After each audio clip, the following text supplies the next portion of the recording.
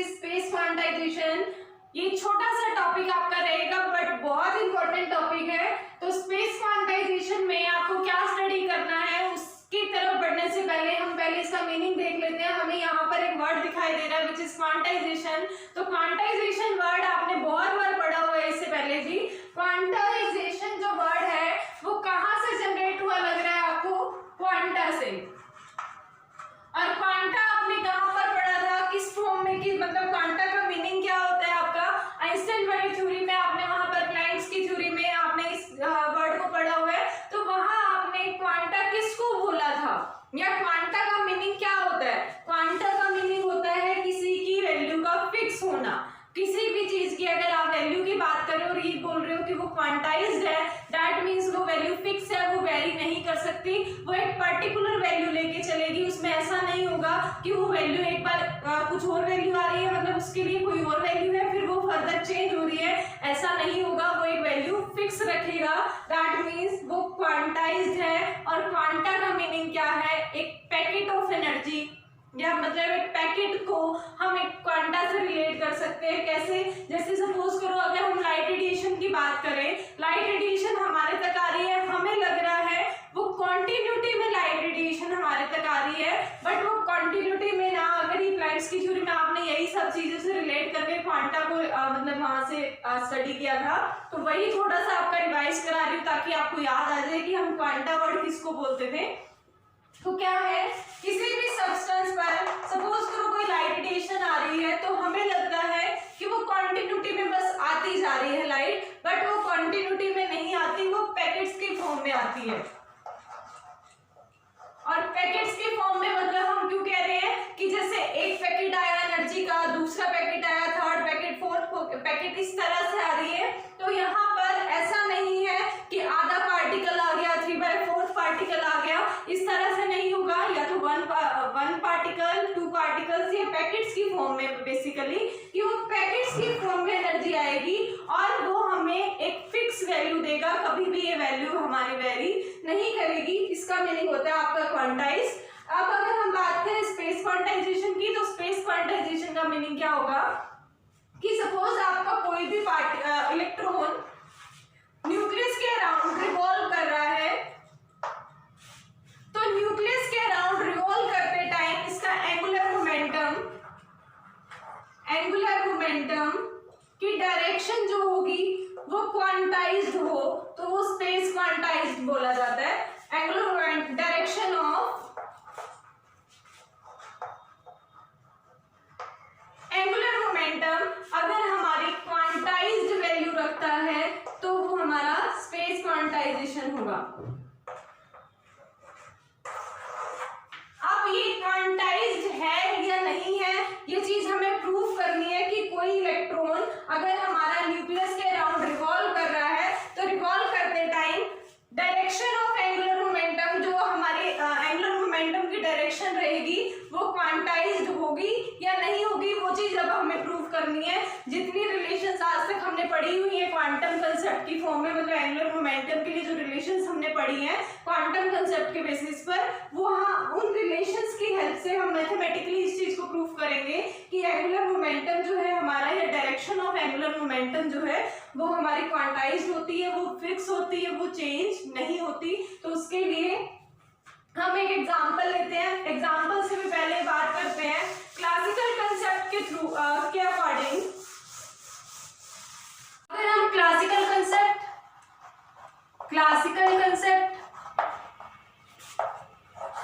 और quantum concept की बात करें सेपरेटली, क्वांटम कंसेप्ट की अगर हम बात करें तो दोनों की ने किस तरह से एक्सप्लेन किया था इसको। इन्होंने कहा, मतलब इन्होंने क्या क्लासिकल कंसेप्ट ने हमें कहा कि कोई भी पार्टिकल अगर आपका मूव कर रहा है, कोई भी पार्टिकल मूव कर रहा है तो वो हमेशा कॉन्टिन्यूअस पाथवे को फॉलो करेगा, कॉन्टिन्यूअस पाथवे फॉलो करेगा। और अगर हमारा मतलब क्वांटम कंसेप्ट क्या कहता है, क्वांटम कंसेप्ट ने कहा कि कोई पार्टिकल मूव कर रहा है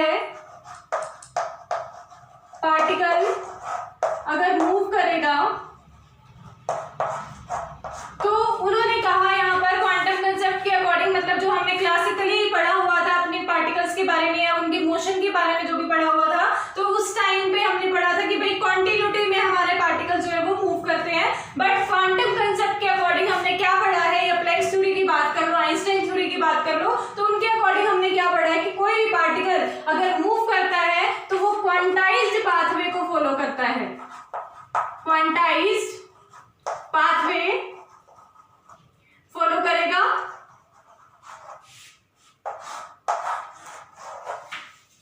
तो यहां से अगर हम इनको प्रूव करना चाहें कि ये जो क्वांटम कंसेप्ट हमने पढ़ा है वो हमारा एग्जैक्ट वैल्यू, मतलब वो हमें एक रियल इंफॉर्मेशन दे रहा है और ये हमने जो भी पढ़ा था ये एक एग्जैक्ट इंफॉर्मेशन नहीं थी, तो इसको रिलेट करने के लिए हमने एनर्जी वैल्यू देखी थी। Energy is equal to -1312 by n square की फॉर्म में हमने एनर्जी वैल्यू ली थी। तो उसके बाद साथ ही इसको अगर इसी एनर्जी को हम इलेक्ट्रॉन वोल्ट की फॉर्म में लेते हैं तो एनर्जी आपकी इक्वल आ जाती है -13.6 by n square electron volt. तो आपकी एनर्जी की वैल्यू क्या आ जाती है -13.6 electron volt by n square. तो यहाँ जो अगर एनर्जी वैल्यू हमने क्वांटम कंसेप्ट के बेसिस पर ये एनर्जी वैल्यू देखी है, तो अगर ये क्वांटम कंसेप्ट के बेसिस पे हमारी एनर्जी वैल्यू ये आ रही है -13.6 बाय एन स्क्वायर, तो यहाँ से जब हम एन वैल्यूज पुट करेंगे, और एन क्या था यहाँ पर आपका, एन वैल्यूज थी आपकी मतलब एन का मतलब क्या था आपका प्रिंसिपल क्वांटम नंबर, और प्रिंसिपल क्वांटम नंबर की जब आप बात करते हो तो वो आपके क्या क्या हो सकते हैं, मतलब कोई भी इंटीजर वैल्यू 1 2 3 ये सब हो सकते हैं। अगर हम ये क्वांटम नंबर्स की वैल्यूज को पुट करेंगे यहाँ पर, तो आपकी जब क्वांटम नंबर की वैल्यू पुट करोगे मतलब प्रिंसिपल क्वांटम नंबर की, तो यहाँ से जब एन वैल्यूज पुट करते जाओगे तो डिफरेंट डिफरेंट एनर्जी वैल्यूज आती जाएंगी। मतलब n इज इक्वल टू 1 के लिए हमारी डिफरेंट एन वैल्यू आएगी, n इज इक्वल टू 2 के लिए हमारी डिफरेंट वैल्यू आएगी, और n इज इक्वल टू 3 के लिए हमारी डिफरेंट वैल्यूज आएंगी। तो यहाँ पर जब आप 1 वैल्यू पुट करोगे n की, तो उस टाइम पे हमारा जैसे ही 1 का स्क्वायर पुट करोगे तो क्या आएगा, सिर्फ 13.6 ही, तो -13.6 इलेक्ट्रॉन वोल्ट। और जब आप n वैल्यू 2 पुट करोगे तो n वैल्यू 2 पुट करने का मीनिंग क्या हुआ यहाँ पर आपका कि जहां 2 का स्क्वायर पुट कर रहे हो, जब 2 का स्क्वायर पुट करोगे तो 3.69 इलेक्ट्रॉन वोल्ट। और उसके बाद जब आप 3 वैल्यू पुट करोगे तो 3 वैल्यू पुट करने का मीनिंग क्या हुआ, -1.59 इलेक्ट्रॉन वोल्ट हमारा रिजल्ट आ जाएगा, इलेक्ट्रॉन वोल्ट। तो इसमें अब ये देखिए कि यहाँ पर हमारे डिफरेंट डिफरेंट एन वैल्यूज के लिए हमारी एनर्जी वैल्यूज आ चुकी हैं।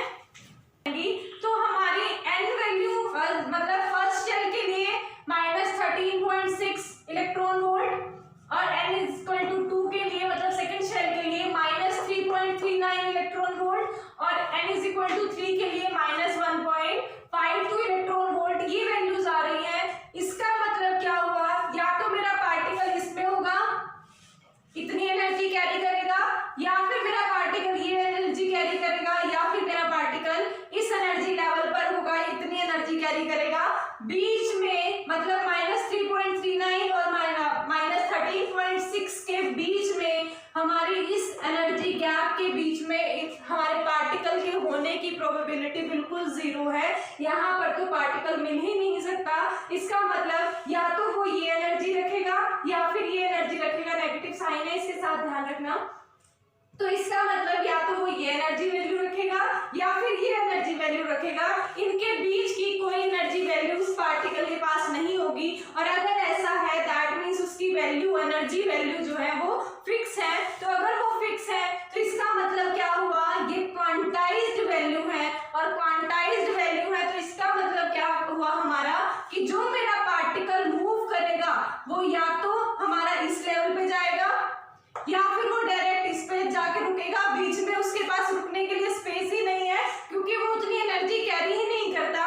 तो यहाँ से मूव करके अगर वो हायर लेवल पर भी जा रहा है तो यहाँ से वो डायरेक्ट इस पे जाएगा, फिर इससे इस पे जाएगा ना, इनके बीच में कहीं पर उसके पास मतलब रुकने के लिए स्पेस होगा। तो इसका मतलब उसकी वैल्यू फिक्स है, या तो वो इस एनर्जी के लिए मतलब इस एनर्जी को कैरी करेगा या वो इस एनर्जी को कैरी करेगा, या फिर हमारा वो इस एनर्जी को कैरी करेगा। तो इसका मतलब उसकी वैल्यू क्वांटाइज्ड है, उसका पाथवे कैसा है, क्वांटाइज्ड है। तो क्वांटम कंसेप्ट के अकॉर्डिंग कोई भी पार्टिकल अगर मूव करता है तो मूव करते हुए वो क्वांटाइज्ड पाथवे को फॉलो करता है। बट क्लासिकल हुए कॉन्टिन्यूअस पाथवे को मूव करता है, को फॉलो करता है। सॉरी, इसका मतलब क्या है कॉन्टिन्यूअस वाले का, कि अगर सपोज करो मेरा पार्टिकल यहाँ पर है तो वो आराम से मन किया यहाँ रुक गया, फिर मन किया यहाँ रुक गया, मतलब हर जगह पर एग्जिस्ट कर सकता है, हर पोजीशन पर जो बीच में है हर जगह पर एग्जिस्ट कर सकता है। बट क्वांटम कंसेप्ट ने इसको बिल्कुल रॉन्ग प्रूफ कर दिया, और रॉन्ग प्रूफ करने के बाद हमारी एनर्जी वैल्यू क्या हो गई, यहाँ पर क्वांटाइज्ड हो गई एनर्जी वैल्यू। क्या, जो भी टर्म आपकी क्वांटाइज्ड वैल्यूज रखती है उसका मीनिंग यही होगा कि वो एक फिक्स वैल्यू ही रखेंगे, मतलब वो जो पार्टिकल जिसकी आप बात कर रहे हो वो आप एक फिक्स वैल्यू की एनर्जी के साथ ही कैरी करा सकते हो, अदरवाइज वो बीच वाली एनर्जी गैप में से कोई भी एनर्जी नहीं रखेगा। तो ये तो हुआ हमारा मीनिंग क्वांटाइज्ड का। अब हमें बात क्या करनी है, स्पेस क्वांटाइजेशन की। तो स्पेस क्वांटाइजेशन का मीनिंग तो मैंने अभी आपको बताया कि स्पेस क्वांटाइजेशन उसी फैक्टर को बोला जाता है जब कोई इलेक्ट्रॉन न्यूक्लियस के अराउंड रिवॉल्व कर रहा है, तो न्यूक्लियस के अराउंड रिवॉल्व करते हुए उसका डायरेक्शन ऑफ एंगुलर मोमेंटम जो है वो क्वांटाइज्ड हो। Direction of angular momentum quantized होने का मतलब क्या है, आप बात यहाँ पर एंगुलर मोमेंटम की कर रहे हो, एंगुलर मोमेंटम की अगर आप बात कर रहे हो, दैट मीन्स आप उसके एंगल की बात कर रहे हो, आप उसकी रोटेशन की बात कर रहे हो। यहां आप लीनियर मोमेंटम की बात नहीं कर रहे, आप एंगुलर मोमेंटम की बात कर रहे हो। दैट मीन्स वो किस किस एंगल पर मूव कर सकता है हमारा पार्टिकल, उसकी बात कर रहे हो, या किस किस एंगल पर रोटेट कर सकता है उसकी बात कर रहे हो। That means angular momentum direction of angular momentum quantized होने का सीधा सीधा मतलब यही होगा कि वो जिस जिस एंगल पर रोटेट कर रहा है या जिस जिस एंगल के साथ वो टर्न कर रहा है वो हमारा फिक्स होना चाहिए, वो वैल्यू हमारी क्वांटाइज्ड होनी चाहिए।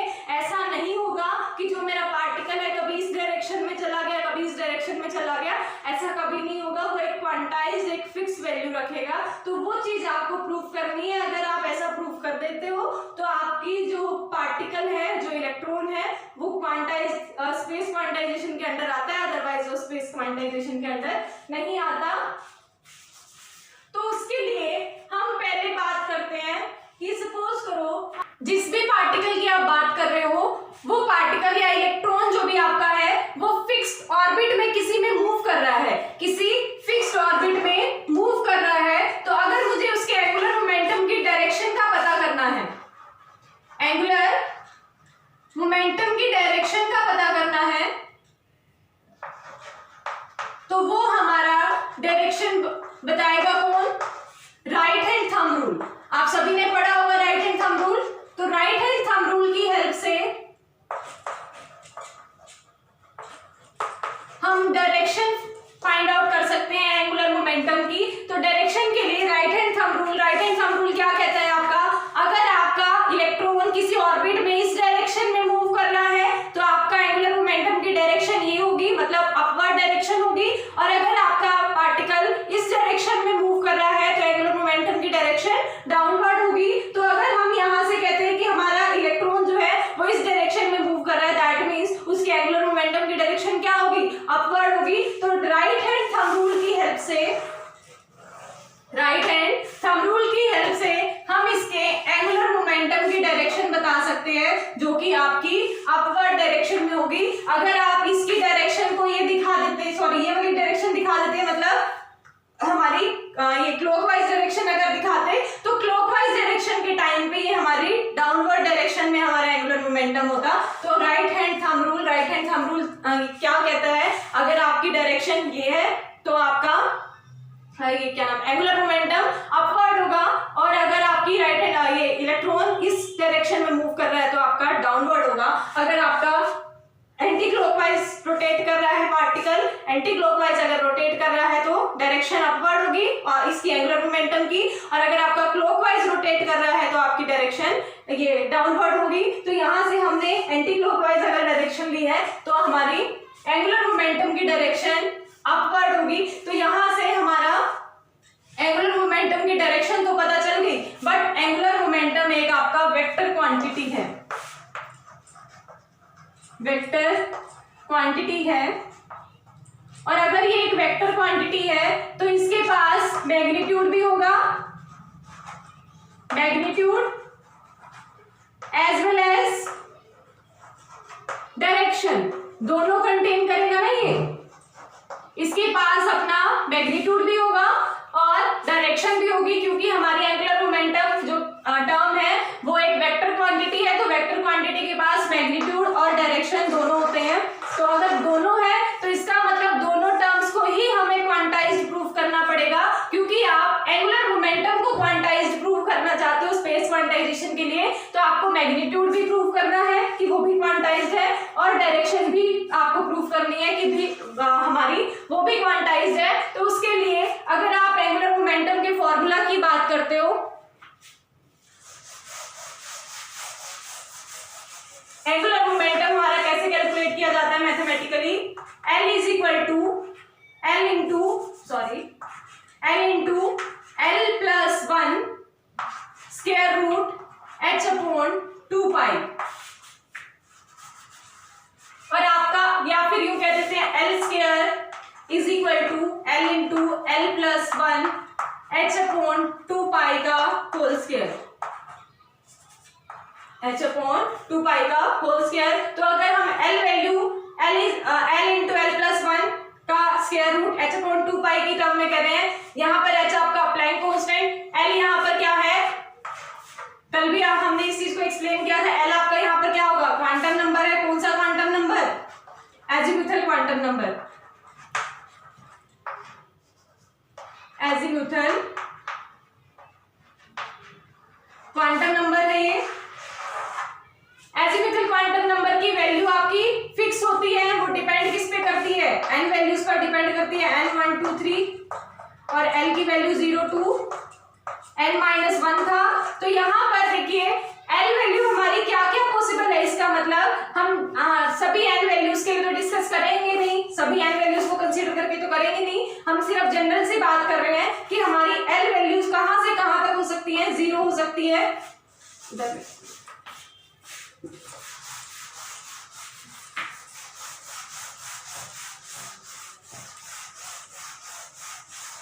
हाँ जी। तो आपकी L वैल्यूज क्या क्या पॉसिबल है, 0 1 2 3 अप टू सो ऑन, हमारी ये वैल्यूज पॉसिबल है, जिसके लिए हमने डेजिग्नेशन दिया था S P D and F। ये हमारे सबशेल्स की डेजिग्नेशन है, S सबशेल P D और F सबशेल से रिप्रेजेंट कर सकते हैं। अब यहां से ये देखो L की वैल्यू जो है, जो भी हमारी L की वैल्यू है वो वैल्यूज फिक्स है, और फिक्स किसके बेसिस पर है, n के बेसिस पर फिक्स है कि n जितना भी होगा उसमें 0 टू n माइनस 1 करके हम L वैल्यूज को कैलकुलेट कर सकते हैं। ये इसके अलावा कोई भी वैरी नहीं करेगा, ये हमारी फिक्स वैल्यूज रहेंगी। सपोज करो मेरी n की वैल्यू 2 है, तो आपकी L की वैल्यू क्या क्या हो सकती है, 0 टू n माइनस 1 0 टू 1, तो इसका मतलब या तो 0 होगा या 1 होगा, इनके अलावा कोई और वैल्यू हमारी पॉसिबल नहीं है। तो अगर ये कोई और वैल्यू पॉसिबल नहीं है तो ये हम यहां से कह सकते हैं वैल्यूज कैसी हैं, क्वांटाइज्ड वैल्यू है, फिक्स्ड वैल्यूज हैं। तो अगर मेरा L क्वांटाइज्ड है, यहां से मेरा अगर L क्वांटाइज्ड है तो H अपॉन 2 पाई तो क्या है, कांस्टेंट है, तो इसका मतलब वेरी करेगा तो सिर्फ L की वजह से वेरी करेगा मेरा एंगुलर मोमेंटम। तो अगर ये वैल्यू क्वांटाइज्ड है तो मेरा L भी क्वांटाइज्ड होगा, तो इसका मतलब हमारा मैग्नीट्यूड तो क्या हो गया, क्वांटाइज्ड हो गया, magnitude of L is quantized. क्यों, क्योंकि हमारा स्मॉल जो L है, एजीमुथल क्वांटम नंबर जो है वो क्वांटाइज्ड हो गया, उसकी वैल्यू फिक्स हो गई, इसकी वैल्यू हमारी वेरी नहीं कर सकती, इसकी वैल्यू हमारी चेंज नहीं हो सकती। और अगर ये वैल्यूज हमारी चेंज नहीं हो सकती तो डेफिनेटली यहाँ जब हम पुट पुट करेंगे तो हमारी एल की वैल्यू जो कि आपका एंगुलर मोमेंटम है वो भी चेंज नहीं होगी और कोई भी कंफ्यूज नहीं होगा स्मॉल एल और कैपिटल एल में सॉरी। स्मॉल एल आपका क्वांटम नंबर है,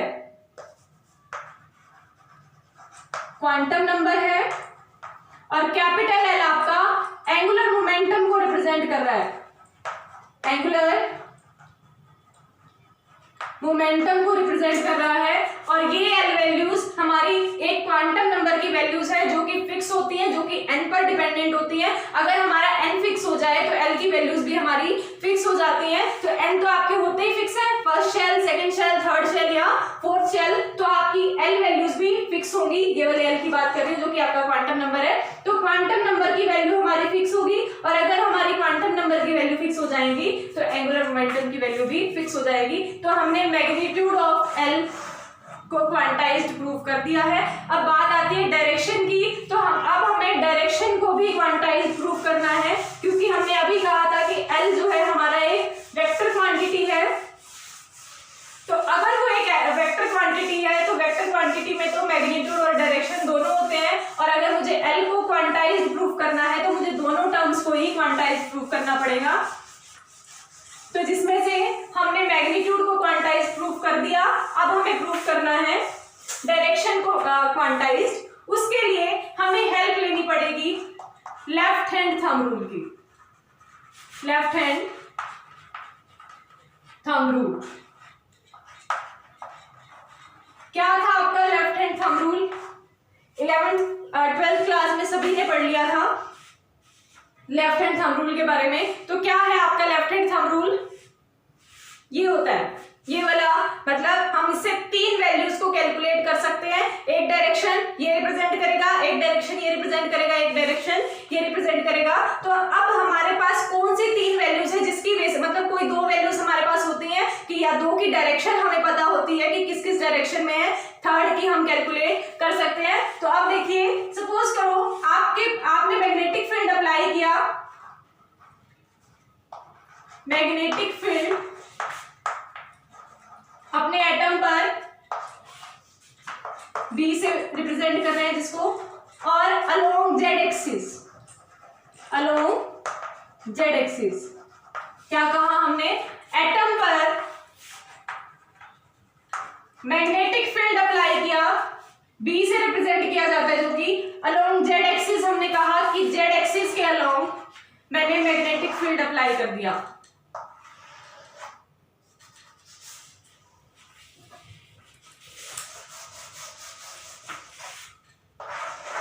हमने एटम सपोज किया ये, इसमें जेड एक्सिस के अलोंग मैंने मैग्नेटिक फील्ड अप्लाई कर दिया। उसके बाद हम देखते हैं इलेक्ट्रॉन की डायरेक्शन। अगर मेरी इलेक्ट्रॉन की डायरेक्शन, अभी हमने देखा था कि भाई अगर हम एंटी क्लॉकवाइज इलेक्ट्रॉन की डायरेक्शन रखते हैं तब मेरा ये एंगुलर मोमेंटम की डायरेक्शन अपवर्ड आती है। तो अगर अब हम अपवर्ड की डायरेक्शन की ही बात कर रहे हैं तो हमें इलेक्ट्रॉन की डायरेक्शन भी, क्योंकि हमारे लिए वो सुटेबल रहेगा, तो इलेक्ट्रॉन की डायरेक्शन मैंने एंटी क्लॉकवाइज मानी। तो anti clockwise direction of electron, ये हमारी इलेक्ट्रॉन की डायरेक्शन को रिप्रेजेंट कर रहा है और यहाँ पर ये आपकी मैग्नेटिक फील्ड की डायरेक्शन को रिप्रेजेंट कर रहा है। तो अब अगर आपने जेड डायरेक्शन फिक्स कर दी, जो जेड एक्सिस है वो अगर आपने फिक्स कर दी इसकी मैग्नेटिक फील्ड के लिए, और इलेक्ट्रॉन की डायरेक्शन भी आपने फिक्स कर दी कि वो हमारा एंटी क्लॉकवाइज मूव कर रहा है, तो अब आपकी एंगुलर मोमेंटम की डायरेक्शन क्या होगी, आपकी एंगुलर मोमेंटम की डायरेक्शन ये हो जाएगी। वो देखिए कैसे, लेफ्ट हैंड थंब रूल से देखो, इसमें अपर डायरेक्शन में जो कि मैंने जेड एक्सिस अज्यूम की, वो जेड एक्सिस मेरी फिक्स हो गई किसके लिए, मैग्नेटिक फील्ड के लिए। फिर उसके बाद हमने कहा एंटी क्लॉकवाइज मोशन मेरा इलेक्ट्रॉन का है, दैट मींस ये वाला मोशन, इस तरह से मोशन, ऐसे इस तरह से मोशन है जो कि एंटी क्लॉकवाइज मेरा इलेक्ट्रॉन की मोशन है। तो अगर मैं अब बात करूं थर्ड वन कौन बच गया हमारा, एंगुलर मोमेंटम, तो एंगुलर मोमेंटम की डायरेक्शन हमारी ये होगी। तो डिफरेंट जो हमारी रिप्रेजेंट कर रही है, जो डायरेक्शन हमारी रिप्रेजेंट कर रही है वो किसकी डायरेक्शन को रिप्रेजेंट कर रही है, एंगुलर मोमेंटम की। और अगर मेरी एंगुलर मोमेंटम की डायरेक्शन ये है तो उसके बाद भी इसका जो जेड कॉम्पोनेंट है एंगुलर मोमेंटम का, z component of angular momentum, उसकी डायरेक्शन भी वही होगी जो हमारी मैग्नेटिक फील्ड की डायरेक्शन है। Z component of angular momentum that means l z जो है आपका, उसकी डायरेक्शन कौन सी होगी? Same as magnetic field, same as magnetic field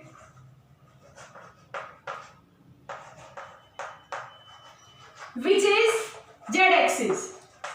Z axis के अलोंग मेरी एलजेड की डायरेक्शन होगी। इसका मतलब मेरे अगर एलजेड की बात की जाए तो वो भी हमारा जेड एक्सिस के अलोंग जाएगा, और अगर ये जेड एक्सिस के अलोंग जाएगा तो हमने एलजेड की वैल्यू देखी थी लास्ट टॉपिक में। एलजेड की वैल्यू हम कैसे कैलकुलेट करते हैं? मतलब angular momentum of the particle for Z axis या जेड कंपोनेंट अगर उसका हम कैलकुलेट करें तो वो किस बेसिस पे कैलकुलेट किया जाता है? m इंटू एच अपॉन 2 इस फॉर्मूला से कैलकुलेट करते हो, या फिर आप इसको ml से रिप्रेजेंट कर सकते हो। देखो पहले एक बार ये वाला रिपीट कर देती हूँ, उसके बाद फिर हम इस पे आएंगे।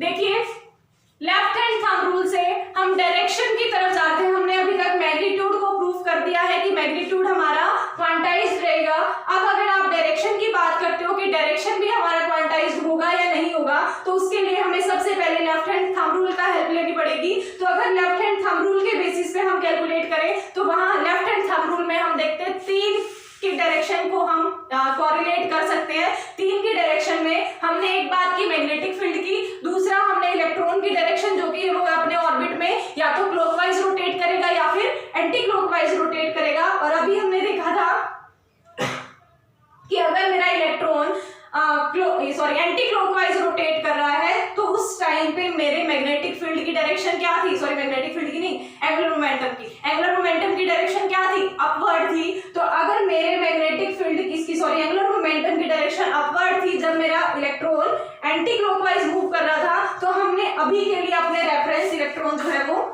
एंटी क्लॉकवाइज ही ले लिया। एंटी क्लॉकवाइज डायरेक्शन मेरे इलेक्ट्रॉन की और मेरे मैग्नेटिक फील्ड जो हमने अप्लाई किया उसकी डायरेक्शन भी फिक्स कर दी कि वो डायरेक्शन हमारी जेड एक्सिस के अलोंग होगी। तो जेड एक्सिस के अलोंग हमने फिक्स कर दिया मैग्नेटिक फील्ड की डायरेक्शन को। 2 डायरेक्शंस हमारी फिक्स हो गई। अब लेफ्ट हैंड थंब रूल जब हम अप्लाई करेंगे तो मेरी 2 डायरेक्शन, ये हमारी मूवमेंट ऑफ इलेक्ट्रॉन को रिप्रेजेंट कर रहा है, ये हमारा मैग्नेटिक फील्ड की डायरेक्शन को रिप्रेजेंट कर रहा है। अब थर्ड वन हमें क्या कैलकुलेट करके देगा या किसकी डायरेक्शन हमें बताएगा?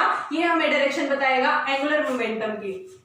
तो इसका मतलब हमारी एंगुलर मोमेंटम की डायरेक्शन आ गई ये। तो अगर एंगुलर मोमेंटम की डायरेक्शन मेरी ये आ रही है तो उसके बाद अगर हम Z component of angular momentum which is LZ की अगर हम बात करें, उसकी डायरेक्शन की बात करें, तो वो हमारी सेम आएगी मैग्नेटिक फील्ड की डायरेक्शन के। और कौन सी डायरेक्शन थी हमारी मैग्नेटिक फील्ड की?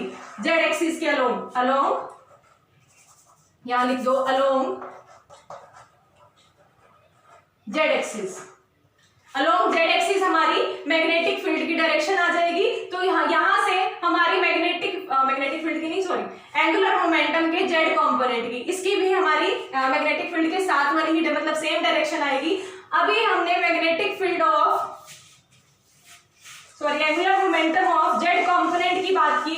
तो हमारा जेड कंपोनेंट के लिए एंगुलर मोमेंटम कैसे कैलकुलेट किया जाता है mathematically?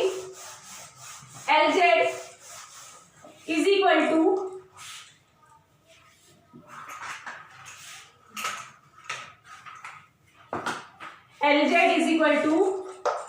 m into H upon 2 से कैलकुलेट करते हैं। और यहाँ इसको आप ml से भी रिप्रेजेंट कर सकते हो, ml इंटू एच अपॉन 2 ये m यहाँ पर क्या है? Magnetic quantum number, magnetic quantum number. अगर ये हमारा मैग्नेटिक क्वांटम नंबर है तो हमने लास्ट क्लास में डिस्कस किए थे चारों क्वांटम नंबर कि एक दूसरे से इंटर रिलेटेड होते हैं। तो m अगर मुझे कैलकुलेट करना है तो वो हमारा किस पर बेस्ड होता है? l पर, जो कि हमने अभी देखा था 0 to n-1 होगा। और m आपका -L2 plus L including 0। m value -L2 plus L including 0। तो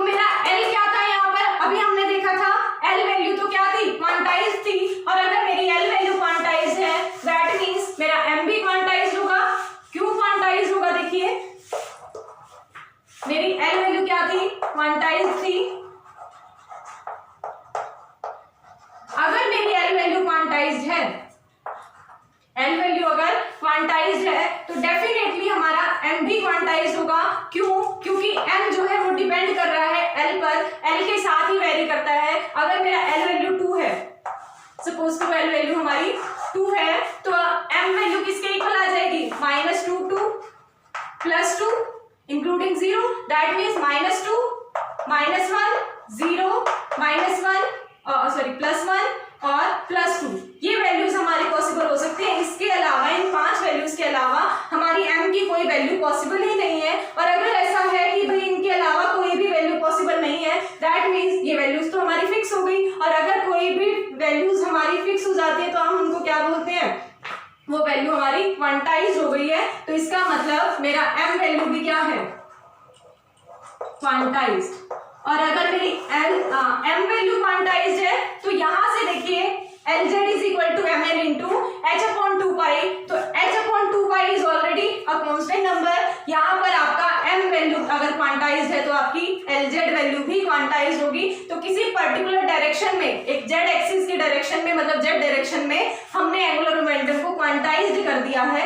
अभी भी हमारे एंगुलर क्वांटाइजेशन नहीं हुई है, बट हमने जेड कंपोनेंट को क्वांटाइज्ड कर दिया है।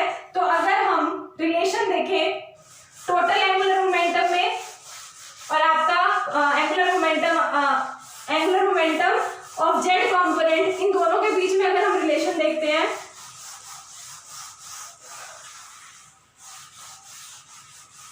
किसके किसके बीच की रिलेशन की बात कर रही हूं, total angular momentum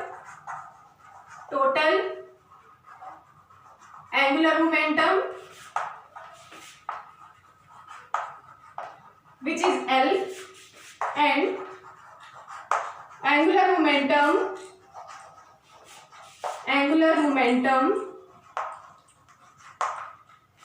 of Z component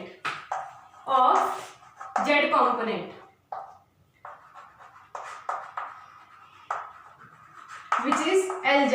तो इसका मतलब हम L और LZ के बीच में रिलेशन की बात कर रहे हैं, वो आपकी इक्वल होती है LZ is equal to L into cos theta में। LZ is equal to L into cos theta के इक्वल होता है। तो यहां से हमारा LZ बाय L किसके इक्वल आ गया, कोस थीटा के। अब हमें इन दोनों की वैल्यूज पता है तो मैं यहां से कोस थीटा कैलकुलेट कर सकती हूँ। और अगर मेरे पास कोस थीटा की वैल्यू आ जाएगी तो वहां से मैं सिर्फ और सिर्फ थीटा वैल्यू कैलकुलेट कर सकती हूँ, जो कि मेरे एंगुलर वैल्यूज को बताएगा। और हमने अभी मैग्नीट्यूड एंगुलर मोमेंटम का क्वांटाइज प्रूव कर दिया। उसके बाद हम बात किसकी कर रहे हैं, डायरेक्शन की। और डायरेक्शन कौन बताएगा, एंगल ही तो बताएंगे। कि एंगल हमें पता होगा कि किस एंगल पर वो मूव करने वाला है, तभी तो हम बता सकते हैं कि वो किस डायरेक्शन में मूव करने वाला है। तो यहां से LZ और L की वैल्यू पुट करो, क्या आएंगी आपके, देखिए LZ की value m into h/2π, m into h/2π। और L की वैल्यू आपकी क्या रहेगी, L into L+1 square root into h/2π is equal to cos theta. ये हमारे LZ की भी पता थी, L की वैल्यू भी पता थी। LZ की वैल्यू और L की वैल्यू हमने जब पुट की तो h/2π से h/2π कैंसिल, तो हमारे पास सिर्फ क्या बचेगा, m divided by L into L+1 square root is equal to cos theta. ये रिलेशन आई। इसमें हमारा m भी जो है, मतलब जो m है वो भी क्वांटाइज्ड है और L जो है वो भी क्वांटाइज्ड है। मतलब आपका मैग्नेटिक क्वांटम नंबर भी क्वांटाइज्ड है और आपका ये एजिमुथल क्वांटम नंबर भी क्वांटाइज्ड है। और अगर ये दोनों टर्म्स हमारी क्वांटाइज्ड है तो कोस थीटा क्या हो गया, क्वांटाइज्ड। तो इसका मतलब यहां से cos theta is also quantized. अगर हमारा कोस थीटा भी क्वांटाइज्ड हो गया है, दैट मीन्स यहां से मेरा थीटा भी क्वांटाइज्ड हो गया। और अगर मेरा थीटा क्वांटाइज्ड हो गया, दैट मीन्स वो हमारी सभी वैल्यूज जो हैं किसी भी एंगल पे, अगर मेरा पार्टिकल जो मेरा इलेक्ट्रॉन है वो अगर किसी एंगल पे टर्न कर रहा है तो वो हमारा फिक्स वैल्यू होंगे, फिक्स वैल्यू पर ही टर्न कर सकता है। उसके अलावा उसकी एंगुलर मोशन कोई भी नहीं होगा, मतलब रोटेशन जो भी होगी वो फिक्स वैल्यूज पर होगी। तो उसके लिए अगर आप एग्जाम्पल फॉर्म में दिखाना चाहो, वैसे तो आपका टॉपिक हो गया कंप्लीट कि भाई हमने इसको एंगुलर फॉर्म में भी मतलब क्वांटाइज प्रूव कर दिया और आपका इसका मैग्नीट्यूड भी क्वांटाइज प्रूव कर दिया, और उसकी डायरेक्शन क्योंकि थीटा से रिप्रेजेंट की जाती है ना, तो थीटा से अगर डायरेक्शन रिप्रेजेंट की जाती है तो हमने थीटा को भी फिक्स कर दिया कि भाई थीटा भी हमारा क्वांटाइज होगा, फिक्स वैल्यूज ही रखेगा, और उसका मैग्नीट्यूड भी है वो भी हमारा फिक्स वैल्यूज ही रखेगा। तो अब एक एग्जाम्पल की फॉर्म में देख लेते हैं।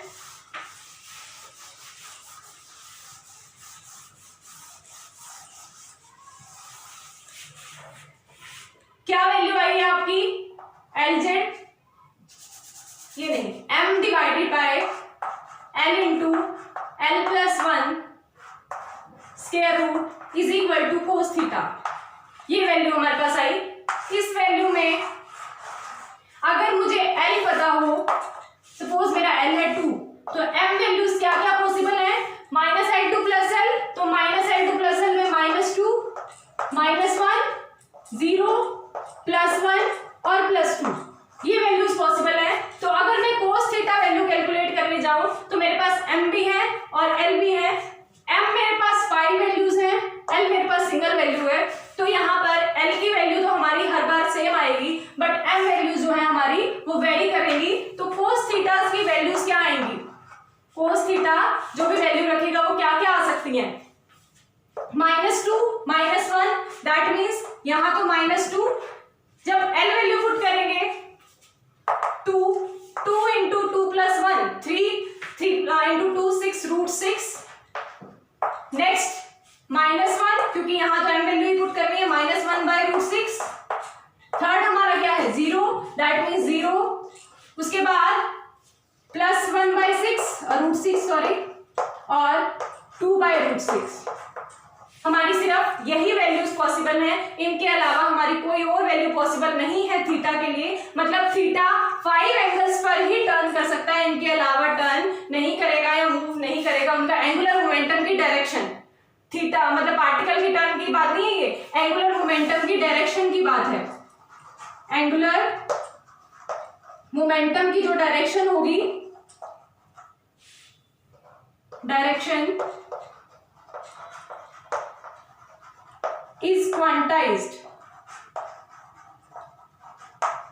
कि सिर्फ ये 5 वैल्यूज पर ही उसका थीटा चेंज हो सकता है, इनके अलावा चेंज नहीं होगा। तो उसके लिए देखो, अगर हम ग्राफिकल रिप्रेजेंटेशन की बात करें तो अगर ये मेरी एक वैल्यू क्या है 0, थीटा की वैल्यू क्या है 0, अगर ये मेरा थीटा वैल्यू 0 को रिप्रेजेंट कर रहा है तो यहाँ पर दो वैल्यूज हमारी सेम है, देखो +1/√6 और ये हमारा -1/√6 है। अगर ये मेरा 0 को रिप्रेजेंट कर रहा है तो ये मेरा -1/√6 को रिप्रेजेंट करेगा, और ये मेरा +1/√6 को रिप्रेजेंट करेगा। ये पॉजिटिव कंपोनेंट और ये नेगेटिव कंपोनेंट की अगर रिप्रेजेंटेशन है, और दोनों के बीच का थीटा जो है वो बिल्कुल सेम रहेगा। इसी तरह से हमारा +2/√6 और -2/√6, ये भी हमारे डायरेक्शंस क्या रहेंगी, फिक्स रहेंगी। इसका मतलब जो हमारा एंगुलर मोमेंटम की डायरेक्शंस हैं वो डायरेक्शंस इन 5 के अलावा कुछ और पॉसिबल नहीं है। सिमिलरली यहाँ का ये वाला थीटा और ये वाला थीटा भी हमारा सेम रहेगा, जैसे ये थीटा और ये थीटा सेम थे, क्योंकि ये हमारा 1 के डिफरेंस मतलब सिमिलर डिफरेंस पे थे, 1 का नहीं, +1/√6 और ये -1/√6 के बीच का डिफरेंस था। तो यहाँ से 0 वाले एंगल से हमारा ये वाला एंगल और ये वाला एंगल सेम रहेगा, और ये +2/√6 और -2/√6 वाला एंगल हमारा सेम रहेगा। बट इन 5 एंगल्स के अलावा हमारा एंगुलर मोमेंटम की डायरेक्शन नहीं हो सकती। ये किसकी डायरेक्शन है, L की डायरेक्शन है, एंगुलर मोमेंटम्स की डायरेक्शन है किसी L वैल्यू 2 के लिए। ये वाला L और ये वाला L आपका डिफरेंट है, ये L है आपका क्वांटम नंबर और ये L है आपका एंगुलर मोमेंटम। तो किसी एंगुलर मोमेंटम के लिए अगर हम रिप्रेजेंटेशन की बात करें तो वो रिप्रेजेंटेशन आपकी इस तरह से की जाएगी। तो आज का टॉपिक हुआ आपका कंप्लीट, बाकी हम करेंगे नेक्स्ट लेक्चर में। और ये चीज आपको ध्यान रखनी है कि एंगुलर मोमेंटम को अगर हम स्पेस क्वांटाइजेशन की बात कर रहे हैं तो हमने बेसिकली एंगुलर मोमेंटम की बात करनी है, डायरेक्शन ऑफ एंगुलर मोमेंटम की बात करनी है। और डायरेक्शन ऑफ एंगुलर मोमेंटम में हमने ये चीज प्रूव करनी थी कि भाई डायरेक्शन ऑफ एंगुलर मोमेंटम हमारी क्वांटाइज्ड है, और हमने ये डायरेक्शन ही क्वांटाइज्ड प्रूव करी है कि हमारी डायरेक्शन या तो ये हो सकती है एंगुलर मोमेंटम की, या ये हो सकती है, ये हो सकती है, ये और ये। सिर्फ ये 5 वैल्यूज ही पॉसिबल है L = 2 के लिए। वो तो हमारी L वैल्यूज चेंज होंगी, मतलब ये क्वांटम नंबर की वैल्यूज चेंज होगी तो हमारी एंगुलर मोमेंटम्स की वैल्यूज भी चेंज होंगी, तो उसके बेसिस पे हमारा एंगुलर मोमेंटम की डायरेक्शंस आ जाएंगी। बट एक फिक्स L के लिए, फिक्स क्वांटम नंबर के लिए, फिक्स क्वांटम नंबर के लिए, एजीमुथल क्वांटम नंबर मतलब फिक्स एजीमुथल क्वांटम नंबर के लिए मेरी ये डायरेक्शंस फिक्स रहेंगी, ये वैल्यूज चेंज नहीं होंगी।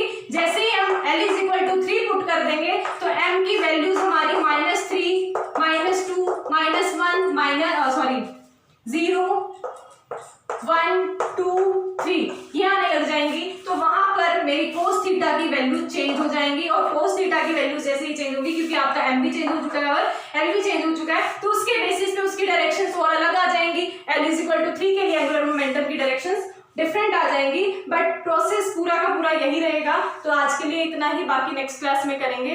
Thank you.